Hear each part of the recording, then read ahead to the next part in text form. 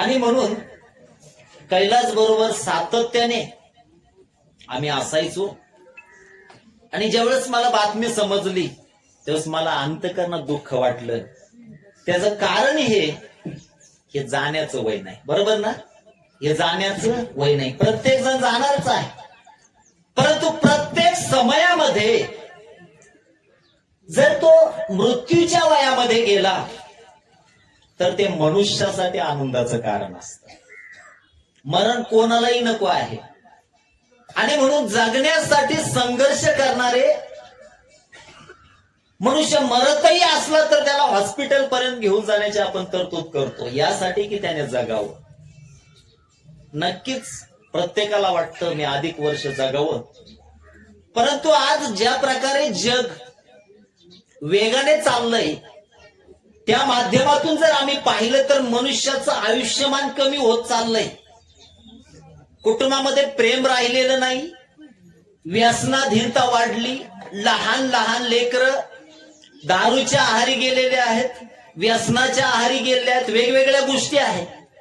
परंतु पवित्र शास्त्र बायबल आम्हाला खऱ्या सुखाच्या मार्गाबद्दल सांगतं. आणि म्हणून काही गोष्टी आज आम्ही देवाच्या वचनातून पाहूया. यावेळेस आपण वाचूया योबाचं पुस्तक अध्याय 14 आणि त्याचे काही वचन यावेळेस आपण वाचणार आहोत. योबाचं पुस्तक अध्याय 14 आणि त्यातील काही वचन यावेळेस आपण वाचणार आहोत.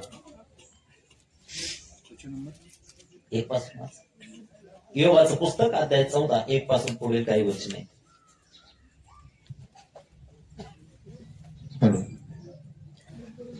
मानव स्त्रीपासून जन्मलेला आहे.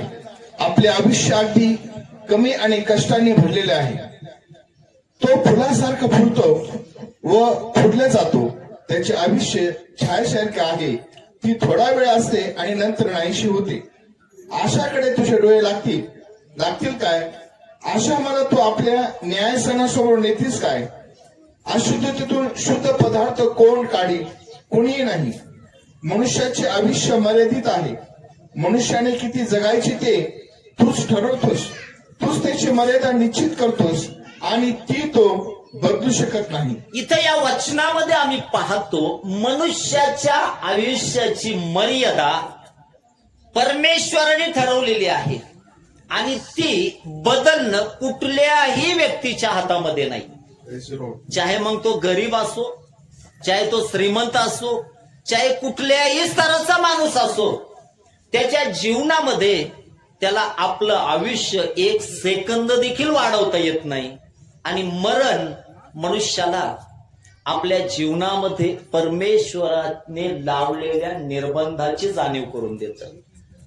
बघा, काही लोक 70 वर्ष जगतात, 80 वर्ष जगतात, 90 वर्ष, काही 110 त्याच्याही पेक्षा अधिक जगतात.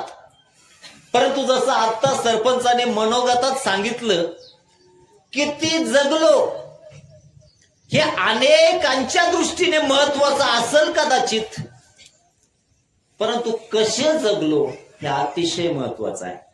लक्षपूर्वक ऐका. काय म्हटलं मी?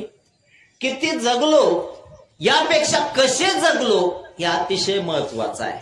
आणि म्हणून प्रत्येक मनुष्याने दुसरीकडे पाहण्याऐवजी आपल्या स्वतःचं जीवनाचं जर अवलोकन केलं आणि जिथं अपेक्षित आहे तिथं जर बदल केला तर नक्कीच आमचं जीवन आशीर्वादाकडे जाऊ शकतं. आणि म्हणून आम्ही देवाच्या वचनामध्ये काही जर वचन पाहिले तर थोड्या वेळा आपण देवाचं वचन ऐकणार आहोत. मार्क शुभवर्तमान याचा अध्याय 9 आणि त्याचं 44 पासून पुढील काही जर वचन आम्ही वाचले तर त्या ठिकाणी असं म्हटलंय, तुझा हात तुला पापास प्रवृत्त करत असेल तर तो तोडून टाक.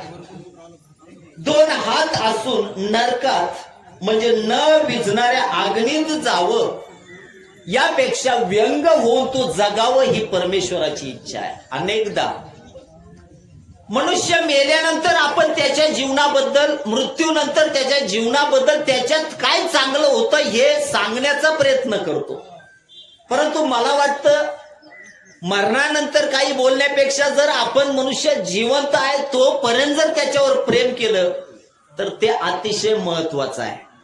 आणि म्हणून आज आम्ही पाहणार आहोत इथं बसलेला प्रत्येक व्यक्ती, चाहे मी असेल, चाहे इथं पालक वर्ग असतील, आम्हालाही मारायचं आहे. इथं जेवढेही बसले त्यांनाही मारायचं आहे. कदाचित वेळ प्रत्येकाचा वेगवेगळा आहे, परंतु मरण्याच्या अगोदर आम्ही हे जाणणं गरजेचं आहे, आम्ही कोण आहोत आणि आम्ही कसे आहोत. अत्यंत महत्वाची गोष्ट. आज जो समय तुम्ही या ठिकाणी देताल ना, तो तुमच्या जीवनासाठी एक आशीर्वादाचा समय असणार आहे. म्हणून या वचनामध्ये म्हटलंय, तुझा हात तुला पापास प्रवृत्त करत असेल तर तो काय करून टाक, तोडून टाक. का बरं? का परमेश्वर म्हणतो? इतका कठोर भूमिका परमेश्वर का घेतो की जर तुझा हात तुला पापास प्रवृत्त करत असेल तर तो काय कर, तोडून टाक. मग काय होतं आमच्या हाताने? एखाद्याला चांगला दान धर्म आम्ही कशाने करतो? आमच्या हाताने करतो, बरोबर ना? आणि एखादा पेतड नवरा असला तर बायकोच्या कानफाडातही त्याच हाताने देतो ना, बरोबर ना? कशाने देतो? बरोबर ना? त्याच हाताने देतो. एखादी महिला घरामध्ये जेवण करून आपल्या कुटुंबासाठी बनवते, ते कशाने बनवते? आपल्या हाताने बनवते, बरोबर ना? परंतु हाच हात आहे ज्याच्याद्वारे दारूचे ग्लास आत टाकले जातात, बरोबर ना? गांजा ओढण्यासाठी हाच हात मदत करतो. गायच्या मळण्यासाठी, गोवा मावा खाण्यासाठी हाच हात मदत करतो.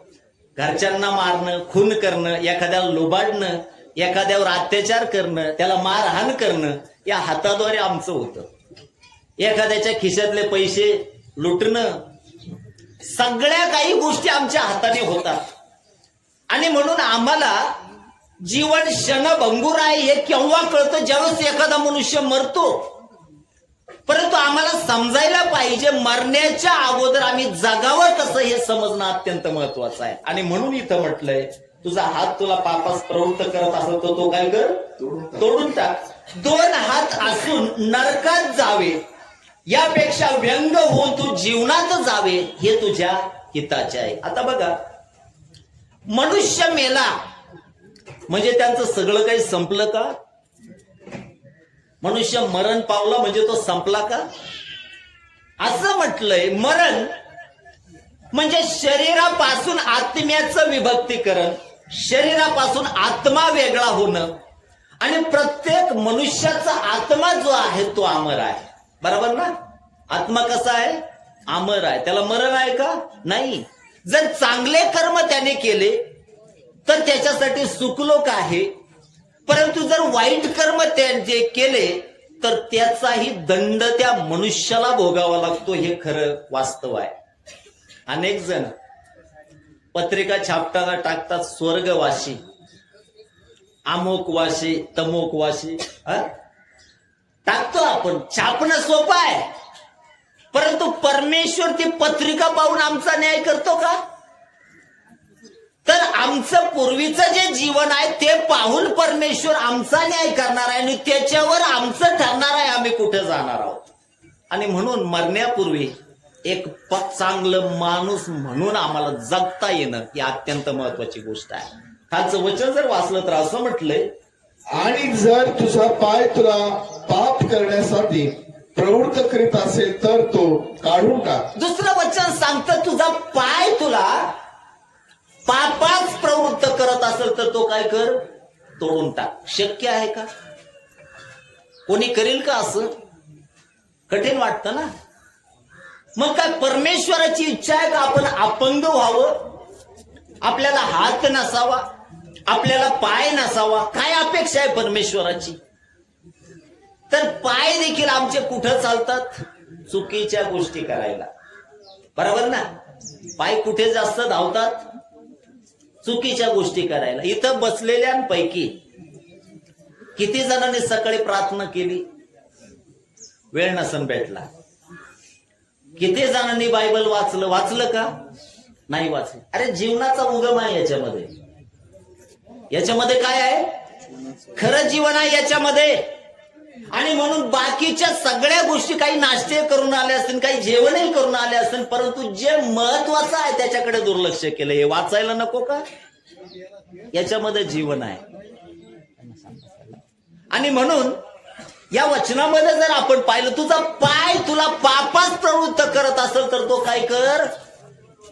आता बघा, आपल्या पायाचे कर्म काय आहेत बरं? जेवढे व्यसनाधीन आहेत, पेट्रोल पंपावर जाणारे, सगळे कशाने जातात? जरी पांगळे झाले तर ते जातील का तिकडं? नाही जाणार ना, बरोबर ना. म्हणून हे पाय आम्हाला चुकीच्या गोष्टीकडे देखील घेऊन जातात. म्हणून परमेश्वर काय म्हणतो या वचनामध्ये, तुझा पाय तुला पापास प्रवृत्त करत असेल तर तो काय कर, तोडून टाक. मग प्रभू आम्हाला अपंग पाहू इच्छितो का? नाही. तर आमच्या हाताच्या द्वारे, आमच्या पायाच्या द्वारे जे चुकीचे कर्म आमच्याकडून होतात ना, ते आम्ही स्वतःपासून दूर करणं अपेक्षित आहे. बरोबर आहे का? ऐकताय का सर्वजण? अनेकदा काही वेळेस 10व्याचे कार्यक्रम असतील, 40व्याचे कार्यक्रम असतील, आपण येतो आणि परिवारातल्या लोकांना तोंड दाखवून जातो, एक फॉर्मॅलिटी म्हणून. बरोबर ना? नातेवाईक आहेत म्हणून आम्ही जायला पाहिजे. परंतु आम्ही पाळकीय सेवा कार्य करतो, आम्हाला माहित असतं माणसाची उलघाल राहते, त्याला वाटतं अरे मी कधी परत कामावर जाईल. राहा एक दिवस निवांत. का तू काय बांधून नेणारे अशातला काही भाग नाही. बरोबर ना? आणि म्हणून देवाच्या वचनामध्ये ज्यावेळेस आम्ही पाहतो की या वचनामध्ये असं म्हटलंय, तुझा डोळा तुला पापास, जर तुझा उजवा डोळा तुला, जर तुझा उजवा डोळा तुला पाप करण्यासाठी प्रवृत्त प्रवृत्त करत असेल तर तो काढून टाक. तो काढून टाक. दोन डोळे असून जिथे त्यांचा किडा मरत नाही, खाणारे किडे मरत नाही हा, आणि अग्नी विझत आणि अग्नी विझत नाही, अशा नरकात फेकले जावे, अशा नरकात जावे. यापेक्षा एक डोळा असून देवाच्या राज्यात जाणे हे बरे. देवाच्या राज्यामध्ये जाणं हे तुझ्या हिताचं आहे, तुझ्यासाठी बरं आहे. आज जर आम्ही पाहिलं तर प्रत्येकाला वाटतं माझे डोळे चांगले असायला पाहिजे, परंतु जर आम्ही खोलात जाऊन पाहिलं ना, तर सगळ्यात मोठ्या पापाकडे घेऊन जाण्याचं माध्यम जर काय आहे तर मनुष्याचे डोळे आहेत. बरोबर आहे का? कोणाचे डोळे आहेत? मनुष्याचे डोळे आहेत. आणि या डोळ्यामुळे आमच्या शेजाऱ्यांनी जर चांगलं घर बांधलं तर ते घर या डोळ्यामध्ये काय होतं? खुपतं ना. कशामुळं? एखाद्याने 2 व्हीलर आणली, 4 व्हीलर आणली, 6 चाकाची, 8 चाकाची, 16 चाकाची गाडी आणली. ती गाडी आम्हाला काय होऊन जाते? त्रासदायक होऊन जाते. कोणी सांगितलं ते? या डोळ्याने. बरोबर ना? आणि आजच्या परिस्थितीमध्ये जर आम्ही पाहिलं ना, अनेकांना आपल्या बायकोपेक्षा इतरांची बायकोही जास्त आवडते. मग हे कोण करतं? डोळे करतात ना. कोण करतं? एखाद्या स्त्रीला आपल्या नवऱ्यापेक्षा दुसऱ्याचा नवरा अधिक आवडतो. कशामुळं? कारण या डोळ्यामुळे ती पाहते ना. आणि म्हणून डोळे मनुष्याच्या जीवनामध्ये पाप करण्याचं माध्यम आहे. आणि म्हणून या वचनामध्ये म्हटलंय, तुझा डोळा तुला पापास प्रवृत्त करत असेल तर तो काय कर? उपटून टाक. बरोबर आहे का? आता स्वतःच्या जीवनाचं अवलोकन करा. काय माझे डोळे शुद्ध आहेत का? काय माझ्या डोळ्याद्वारे एखाद्या तरुण बहिणीला ज्यावेळेस मी पाहतो त्यावेळेस मी तिला बहीण म्हणून समजतो का? धार्मिकता केवळ दाखवण्यासाठी नसते. काय म्हटलं? धार्मिकता केवळ दाखवण्यासाठी असते का? ती चरित्रातून दिसली पाहिजे. कशातून दिसली पाहिजे? चरित्रातून. आपण कैलास बद्दल नंतर पाहणार आहोत. पुष्कळ वर्ष आम्ही संगती होतो, परंतु आता वचनाचा वेळ असताना आम्ही स्वतःच्या जीवनाचं अवलोकन करणार आहोत की कसे आहोत आम्ही. आणि मरणानंतर परमेश्वराने प्रत्येकाला स्वर्ग आणि नरक ठेवलेलं आहे. आणि ते आमच्या कृतीवर अवलंबून आहे. अनेक जण धार्मिकतेचे काम करतात, लोकांना जेवू घालणं, चांगल्या चांगल्या गोष्टी करणं, तीर्थक्षेत्रांना भेटी देणं, हे मनुष्याच्या जीवनात आहे. परंतु जोपर्यंत आमच्या जीवनातून पाप दूर होत नाही तोपर्यंत काय आपल्याला मोक्ष मिळेल का? मोक्ष मिळेल का आपल्याला? काय आमचा आत्मा त्या परमेश्वराच्या सानिध्यात जाईल का? प्रभू येशू ख्रिस्ताच्या शेजारी दोन चोर, एक उजवीकडे आणि दोन डावीकडे, सर्वांना वधस्तंभावर टांगलं. एका चोराने त्याची खिल्ली टिंगल उडवली, परंतु दुसरा जो चोर होता तो म्हटला, प्रभूजी, ज्या वेळेस तू आपल्या राजवैभवाने येशील त्यावेळेस माझी काय कर, आठवण कर. प्रभूने त्याला म्हटलं, तू आजच मज बरोबर कुठं असायला पाहिजे, सुखलोकात असशील. त्याच दिवशी त्याला काय मिळालं, सुखलोक मिळालं. बरोबर ना? मग जर मरणानंतर आमचा प्रवेश त्या परमेश्वराच्या जवळ झाला नाही तर आमचं जगणंही व्यर्थ होऊन जातं आणि त्यानंतर आमचं मरणही काय होऊन जातं, व्यर्थ होऊन जातं. म्हणून मरणाच्या अगोदर आम्ही चांगलं जीवन जगणं अत्यंत महत्वाची गोष्ट आहे. म्हणून इथं आता जे आपण पाहिलं, तुझा डोळा तुला पापास प्रवृत्त करत असेल तर तो काय कर, काढून टाक म्हटलंय, नाही का? म्हणून आमच्या डोळ्यातले जे कर्म आहेत, आमच्या डोळ्याकरवी होणारे चुकीचे जे कर्म आहेत, ते आमच्यापासून आम्ही दूर करणं अत्यंत महत्वाची गोष्ट आहे. पुढे जर वाचलं तर आता बघा, साधी गोष्ट आहे. मी तुम्हाला सांगितलं हाताचं पाप, दुसरं कशाचं पाप सांगितलं, पायाचं पाप, तिसरं पाप कशाचं सांगितलं, डोळ्याचं पाप. आता इथं जेवढेही बसले, स्वतःच्या जीवनाचं अवलोकन करा बरं. आपले हात पवित्र आहेत का? आपले पाय चांगल्या कामासाठी जाणारे आहेत का? आणि आपले डोळे शुद्ध आहेत का? गरजेची गोष्ट नाही का? गरजेची गोष्ट नाही का?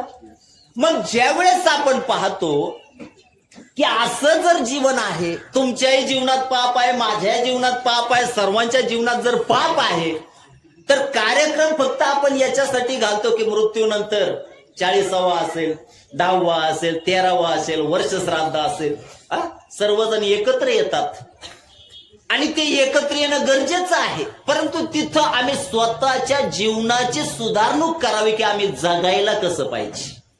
आणि जोपर्यंत पाप आपण सोडत नाही तोपर्यंत उद्धार, तारण किंवा मोक्ष आम्हाला मिळेल का? नाही मिळणार. बरोबर आहे ना? मग कशा प्रकारे आम्हाला मोक्ष मिळू शकतो? मग पापांपासून वेगळं होण्यासाठी काय पर्याय आहे? व्याजाने पैसे देऊन लोकांना जेवू घातला अख्ख्या गावाला तरी पापापासून मुक्ती मिळेल का? याचे त्याचे मुंडके मोडून, याचे त्याचे बांध करून, याचं त्याचं त्या ठिकाणी वाईट करून जर आम्ही असं जीवन जगलो तर काय आम्हाला मोक्ष मिळेल का? कधीच नाही. म्हणून आमच्या जीवनामध्ये आम्ही जे काही करतो ना त्याचंच प्रतिफळ आमच्या जीवनामध्ये परमेश्वर देतो. म्हणून महत्वाची गोष्ट ती ही की आमचं पापापासून वेगळं होणं अत्यंत महत्वाची गोष्ट. आमच्यामध्ये बिशप साहेब देखील आहेत. 2 तरुण बंधू, कुणीतरी पुढे या. 2 जण कुणीतरी पुढे या. 2 जण बसलेल्यापैकी कोणीतरी तरुण, 2 जण पुढे या पटकन.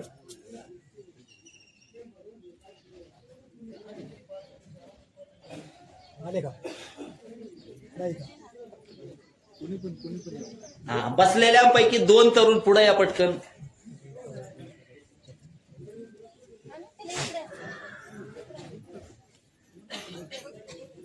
पटकन या, पटकन या.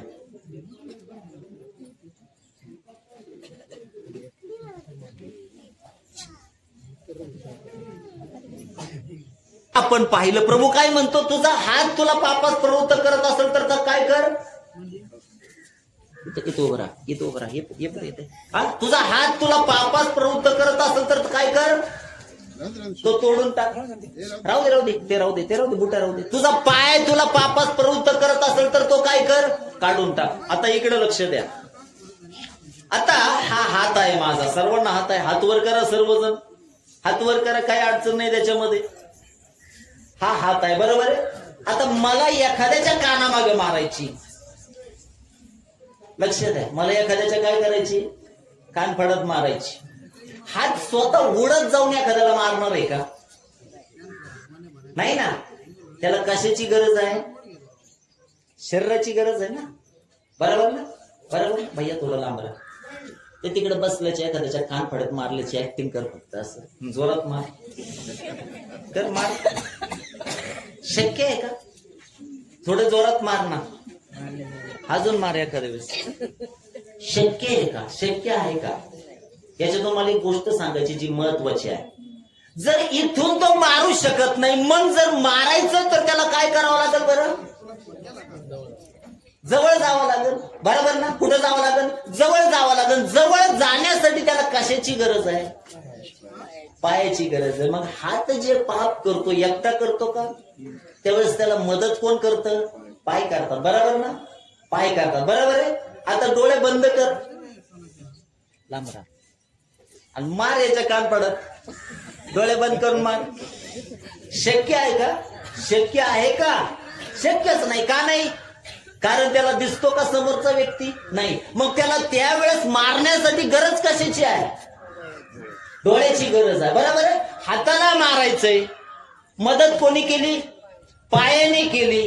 परत कुठं मारायची हे कोणी सांगितलं? डोळ्याने सांगितलं. आता मारायचा हा विचार कुठून आला बरं? मारायचा विचार कुठून आला? हृदय. प्रभू येशू म्हणतो अंतकरण, हृदय सर्वात कपटी आहे, आणि त्याच्यातून सर्व प्रकारचं पाप काय होतं? बाहेर येतं. येतं का नाही? सर्व प्रकारचं पाप हृदयातून काय येतं? बाहेर येतं. आणि मग जर आपले पाय दोषी आहेत, आपला हात दोषी आहे, आपलं हृदय दोषी आहे, हृदयातून विचार आला, तो मेंदूत गेला, आणि मेंदू म्हटला दे ठेवून. मेंदू काय म्हटला? दे ठेवून. आता एवढं करण्यासाठी कोण कोण आलं बरं मदतीला? सगळं शरीर ना. सगळं शरीर आलं ना. मग मला एक गोष्ट सांगा, फक्त कानामागं मारायची या कृतीसाठी सगळं शरीर त्याच्या बरोबर गेलं का नाही? मग इथं जेवढेही बसलेले आहेत, जर पापात जीवन आपण जगत आहोत, तर आपल्यासाठी मोक्ष, आपल्यासाठी तारण, आपल्यासाठी उद्धार शक्य आहे का? शक्य आहे का? नाही ना. मग काय करावं लागेल बरं? या पापापासून जोपर्यंत आपण वेगळे होत नाही, तोपर्यंत आपलं तारण, उद्धार किंवा आपला मोक्ष मिळणं अशक्य आहे. समजलं का?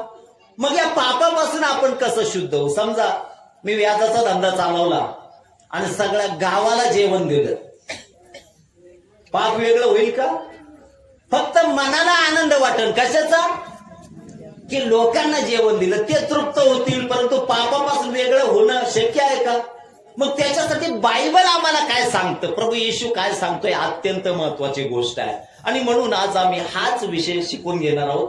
पुढे या ब्रदर, पुढे या. बिशप साहेब पुढे.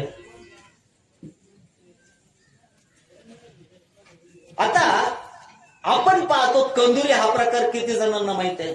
कंदुरी काय केलं जातं बरं? बोकड्या कापला जातो. बरोबर ना? बरोबर ना? अनेक जण कंदुरीचे कार्यक्रम करतात. लक्ष द्या, खूप महत्वाची गोष्ट आहे. अनेक जण कशाचे कार्यक्रम करतात? कंदुरीचे. कशासाठी? पाप कोणी केलं? माणसाने. पाप कोणी केलं? माणसाने. आणि कापलं कोणाला? वास्तविक कोणाला कापायला पाहिजे? बरोबर ना? पाप कोणी केलं? माणसाने. कापलं कोणाला? बोकड्याला किंवा कोंबड्याला. बरोबर ना? मग वास्तविक जर माणसाने पाप केलं आणि जर त्याला शुद्ध व्हायचं तर कोणाला कापावं लागेल बरं? मग हे होईल का? शक्य नाही. तीच पद्धत आम्हाला बायबलमध्ये दिसते की प्रभू येशूचं अर्पण कशा प्रकारे केलं. एका मनुष्याने पाप केलं, या बंधूने पाप केलं. थोडं खाली हात टेकवले बकराच्या रूपामध्ये, कोकराच्या, तर बरं होईल. इकडे इकडे थोडं करा, थोडं बिशप साहेबांकडे थोडं करा. लक्ष द्या, या मनुष्याने काय केलं? पाप केलं. आणि कोण आणलं? कोण आणला? बकरू आणलं, कोकरू आणलं. कोकरू अर्पलं जायचं. समजतंय का? कोकरू काय केलं जायचं? अर्पलं जायचं. या व्यक्तीने पाप केलं आणि हे अर्पण कोणाकडे आणलं?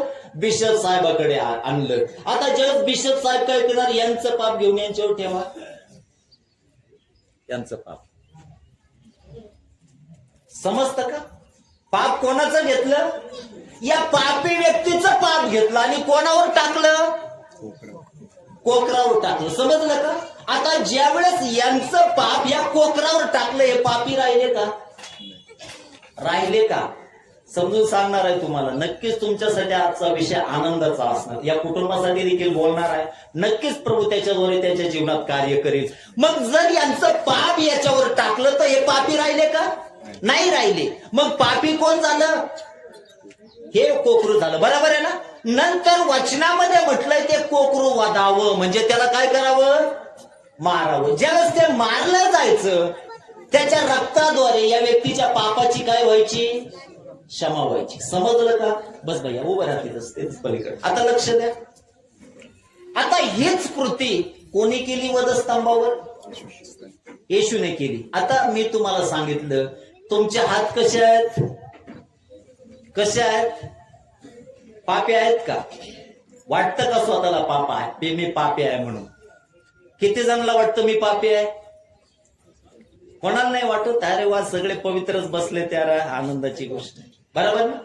हात वर करा ना. किती जणांना वाटतं माझे हात पापी आहेत, माझे पाय पापी आहे, माझं हृदय पापी आहे, माझा डोळा पापी आहे? लय पवित्र जण बसलेत. घरामध्ये एकमेकाबरोबर तुंबळ भांडणं करता. ना सासू सुनाकडे पाहिना, ना सून सासूकडे पाहिना, ना लेकरं कुणाकडे पाहिना. असं जीवन आपलं. समजून घ्या, महत्वाची गोष्ट मी सांगत आहे. जोपर्यंत आम्हाला हे समजत नाही आम्ही पापी आहोत, तोपर्यंत शुद्धीकरण होईल का?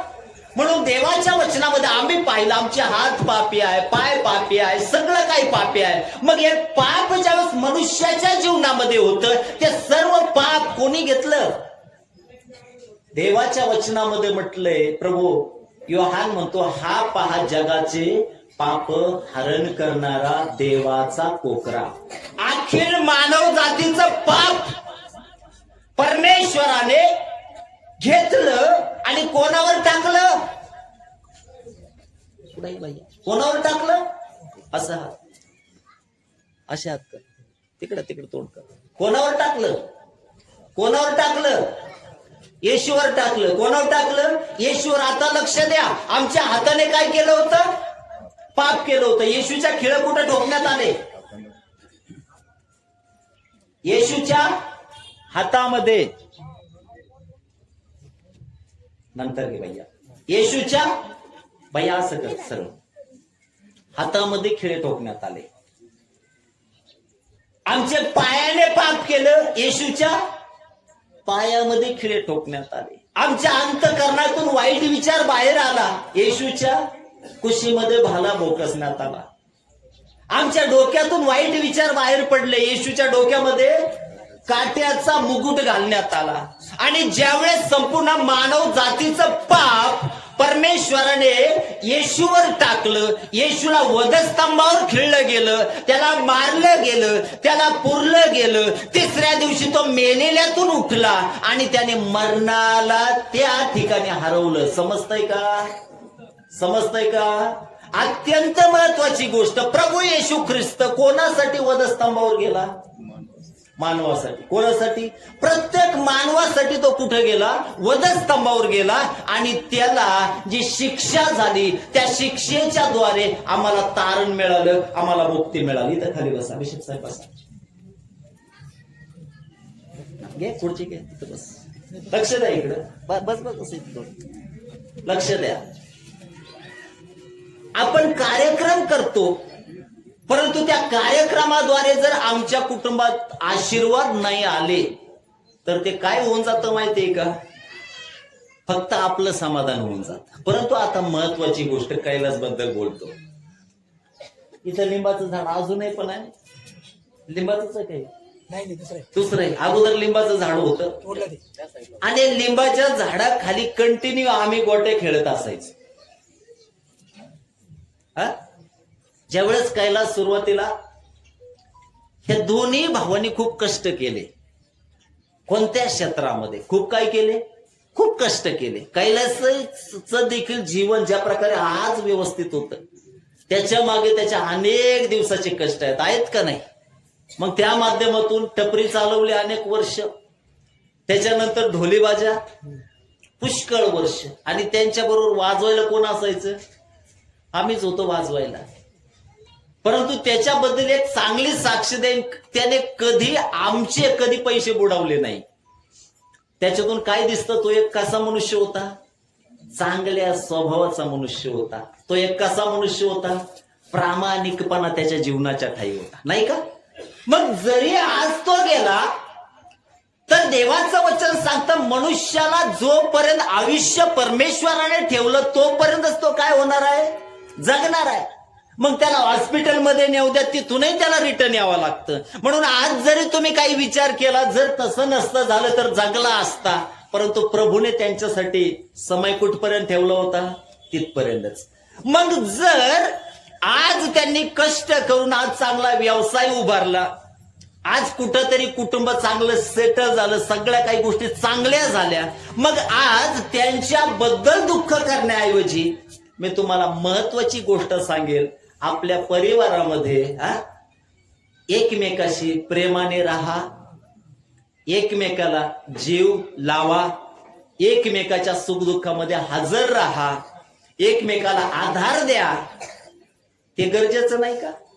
ते गरजेचं नाही का? बरोबर. कार्यक्रम घातला, जीव घातले, लोक जाणार. परंतु सगळ्यात महत्वाची गोष्ट आहे, बाप जाणं अत्यंत दुःखदायक आहे. बाप जाणं कसं आहे? कसं आहे? अत्यंत दुःखदायक. जोपर्यंत उन्हाची तीव्रता समजत नाही ना, तोपर्यंत ऊन किती कठीण आहे आम्हाला समजत नाही. बरोबर ना? बाप असताना जगलेलं जीवन वेगळं असतं, परंतु ज्यावेळेस बाप नसतो ना, एक सगळ्यात मोठा आधार आमचा काय होऊन जातो? निघून जातो. जातो का नाही? कधी जाणीव होते? जाणीव कधी होते? जाणीव कधी होते? गेल्यानंतर. बरोबर ना? मग जर माणूस म्हणून आम्ही आमच्या कुटुंबामध्ये आहोत, तर स्वतःला विचारायचंय. फक्त या कुटुंबाबद्दल नाही म्हणत मी, इथं जेवढेही बसले, काय आम्ही आमच्या आईला, आमच्या बापाला सन्मान देतो का? त्यांचा आदर करतो का? त्यांच्याशी आमचं बोलणं शिवी देऊन असतं, टोमणे मारून असतं का प्रेमाने असतं? नाही का? मरणाच्या अगोदर जर जगणं माणूस शिकलं ना, त्याचं जगणं आशीर्वादाचं कारण ठरलं जातं, नाही का? म्हणून झाड कितीही मोठं झालं, झाड म्हणजे आमच्या कुटुंबातले वाडवडील लोक आहेत, ते सावली देण्याचं सोडतं का? कितीही वयातीत माणसं आमच्या घरात हो, ते आमच्या दारात बसून राहणार. बरोबर ना? कुत्रे घरात जाऊ देतील का? कोंबड्या काही घरात जाऊ देतील का? लक्ष देतील का? नाही. वाया जातं का? बरोबर ना? मग आपण चांगलं माणूस या नात्याने आपल्या आई बापाचा सन्मान करणं आपलं काय आहे? मनुष्य पैशाच्या पाठीमागे पळत असताना त्याला नात्याचा विसर पडतो. त्याला कशाचा विसर पडतो? नात्याचा. परंतु सगळ्यात महत्वाची गोष्ट काय जपायला पाहिजे? वास्तविक काय जपायला पाहिजे? नाते जपायला नको का? आपल्या कुटुंबातलं नातं जपायला नको का? पवित्र शास्त्र अत्यंत महत्वाची शिकवण आम्हाला देतं. आणि त्यामध्ये मुलांचं आई बापांशी नातं कसं असावं याबद्दल ज्यावेळेस शिकवतं, तर देवाच्या वचनामध्ये आम्हाला अब्राहम दिसतो. अब्राहमाने आपल्या मुलाला बांधून वेदीवर अर्पलं, परंतु त्या इसाकाने काय त्याचं तोंड वगैरे नाही फोडलं, शांत बसला. का बरं? कारण त्याचं प्रेम कोणावर होतं? त्या बापावर, नाही का? तसं आमचंही प्रेम कोणावर असायला पाहिजे? ज्या आई बापांनी आम्हाला जन्म दिला, जर त्यांना म्हटलो कशाला जन्म दिला आणि काय केलं, मिळवलं ना त्यांनी. बरोबर ना? बरोबर ना? जे वयातीत आहेत, जे म्हातारपणाकडे गेलेले आहेत, त्यांची अपेक्षा काय असते बरं कुटुंबाकडून? प्रेमाने 2 शब्द त्यांच्याशी कुटुंबातल्या लोकांनी बोलावं, नाही का? परंतु जेव्हा सुनबाईच्या हातात कार्यक्रम येतो, त्यावेळी चहा कधी जाईन याची काही गॅरंटी नाही. मग आई बापाबद्दल जेवढं प्रेम वाटतं ना, तसं मुलगी या नात्याने किंवा सून या नात्याने सासूबद्दल वाटायला नको का? सासऱ्याबद्दल वाटायला नको का? त्या घरातल्या लोकांबद्दल वाटायला नको का? आणि जर दोन्ही कुटुंबाकडे पाहण्याचा दृष्टिकोनच एक नसेल तर मला सांगा, त्या घरामध्ये शांती टिकल का? त्या घरामध्ये आनंद टिकल का? म्हणून अब्राहमाला परमेश्वराने इसाक मुलगा दिला आणि तो आज्ञाधारक होता. दुसरा मुलगा उधळा पुत्र. त्याने आपलं बापाकडे मागितलं, मला माझा हिस्सा द्या. बापाने काय करून टाकला? दिला त्याला. गेला, सगळा उधळून आला. कशामध्ये? कशामध्ये? दारूबाजीमध्ये, व्यसन करण्यामध्ये, लफडेबाजीमध्ये, रांडबाजीमध्ये घालून टाकलं. आणि ज्यावेळेस डुकराचं जेवण त्याच्या समोर आलं त्यावेळेस त्याला आठवण झाली, अरे माझ्या बापाच्या घरामध्ये खाण्याची रेलचेल आहे. परत आला सगळं उधळून. तरीही बापाने दोन्ही हात पसरले. कोणासाठी? त्या मुलासाठी. बरोबर ना? इथं जेवढे आया पुष्कळ बसल्या तिकडे बघतात टाका माझ्याकडे. आज आपल्या लेकरांचे चित्र तुमच्या नजरेसमोर उभे असते, नाहीत का नाही? कितीही पाप त्यांनी केलं, ज्यावेळेस तो तुमच्याकडे येतो त्यावेळेस तुम्ही देता का त्याच्या दोन कान पडत? त्याच प्रेमाने घेता ना. जर आई वडील त्या प्रेमाने त्यांना समजून घेतात तर जी तरुण पिढी आहे त्यांनी त्यांना समजून घ्यायला नको का?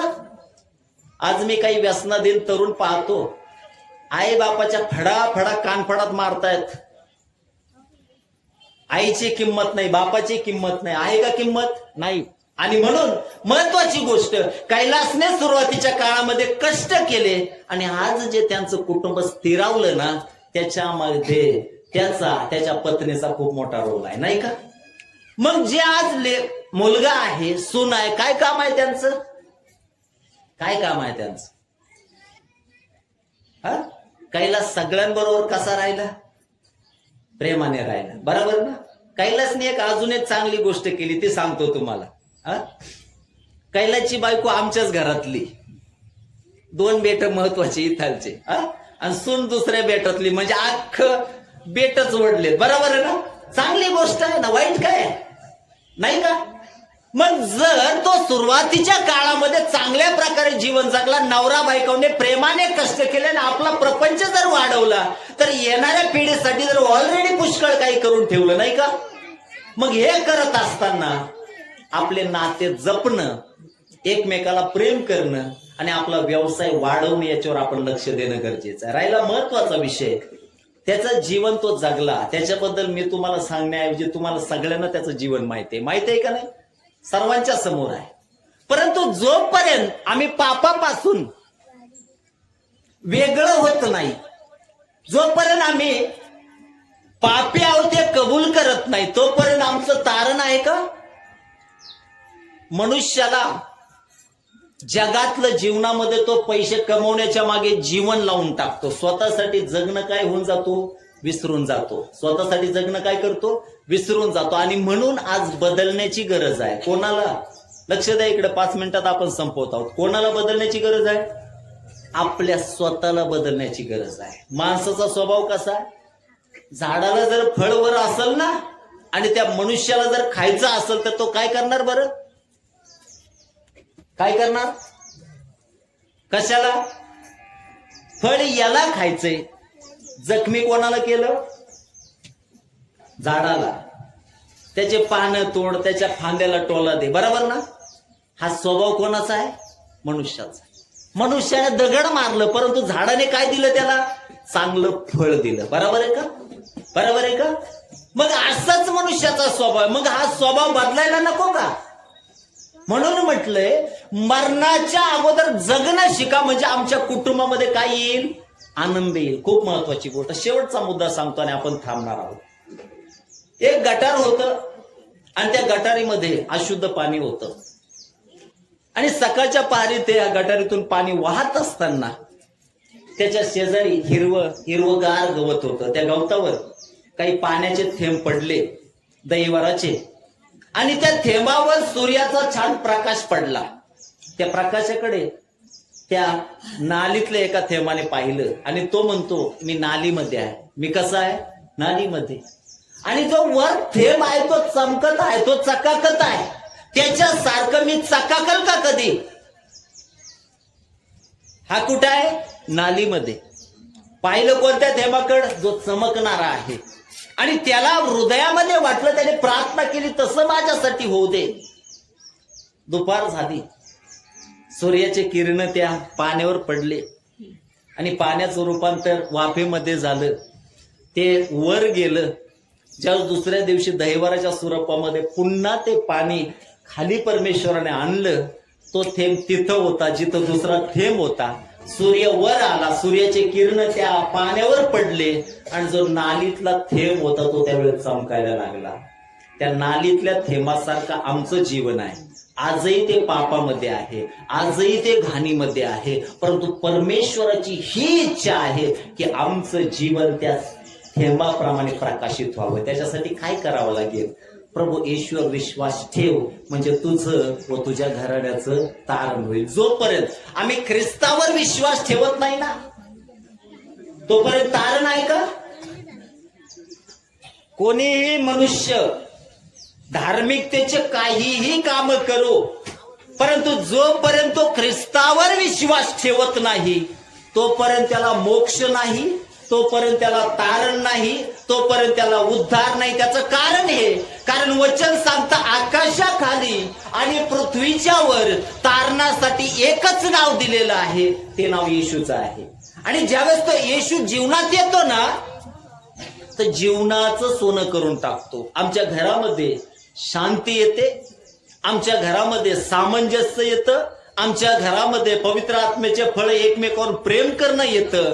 आणि ज्यावेळेस आम्ही त्याच्यावर विश्वास ठेवतो, तो परमेश्वर आमचं जीवन प्रकाशमान करून टाकतो. आणि म्हणून प्रभूने सांगितलेल्या मार्गाने चालायचा प्रयत्न करा. यावेळेस विशेष करून मी सुरुवातीला सांगितलं, पापी मनुष्याला तारण आहे का? पापी मनुष्याला मोक्ष आहे का? नाही. मग काय करावं लागेल? पश्चाताप करावा लागेल. लक्ष द्या, लक्ष द्या. शेवटच्या टप्प्यात आपण आहोत. काय करावं लागेल?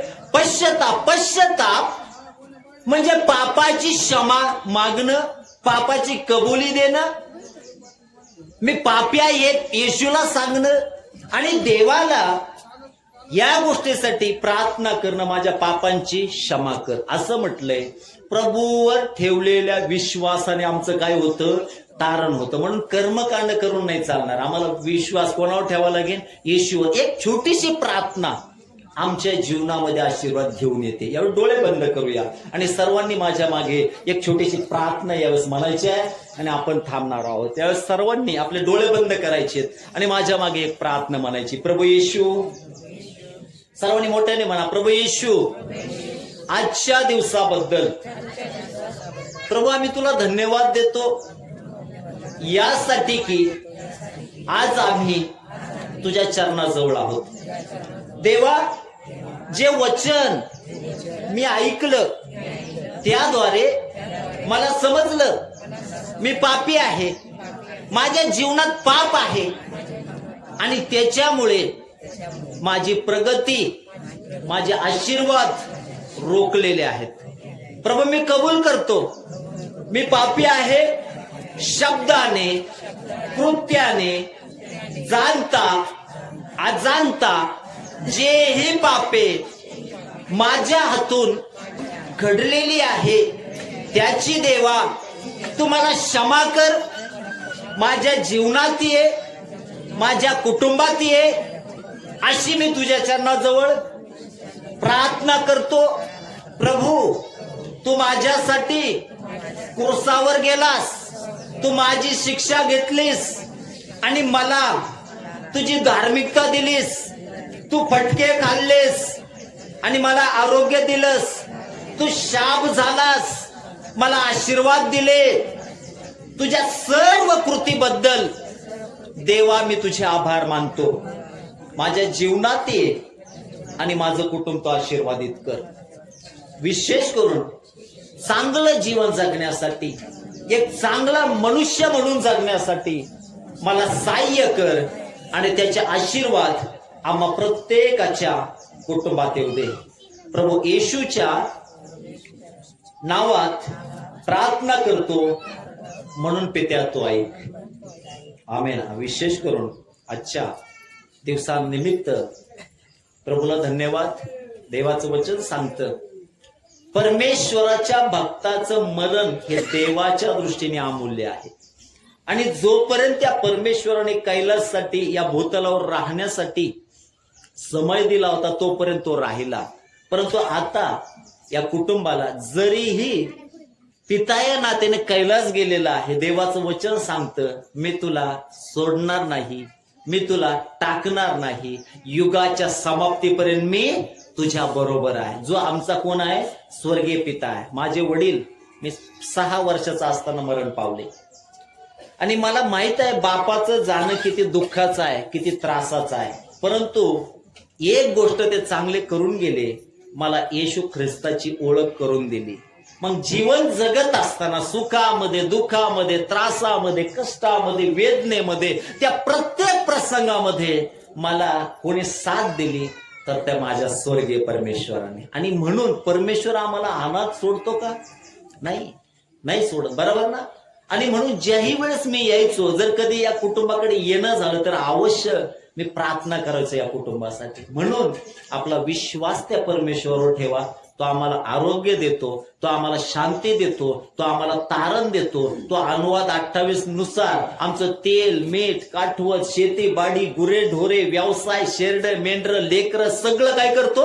आशीर्वादित करतो. आणि त्याच्या भक्तीमध्ये राहा, बायबल वाचन सातत्याने करा, प्रार्थनामय जीवनामध्ये राहा. काही अडचणी असेल तर उपवास प्रार्थना करा. देवबाप तुम्हा सर्वांना या वचनाकरील आशीर्वादित करो. यावेळेस आमच्यामध्ये बिशप साहेब आहेत, ते प्रार्थना करतील. त्यानंतर आमच्यामध्ये गायकवाड पाळक साहेब आहेत, ते देखील प्रार्थना करतील. आणि आपण विशेष करून या ठिकाणी थांबणार आहोत.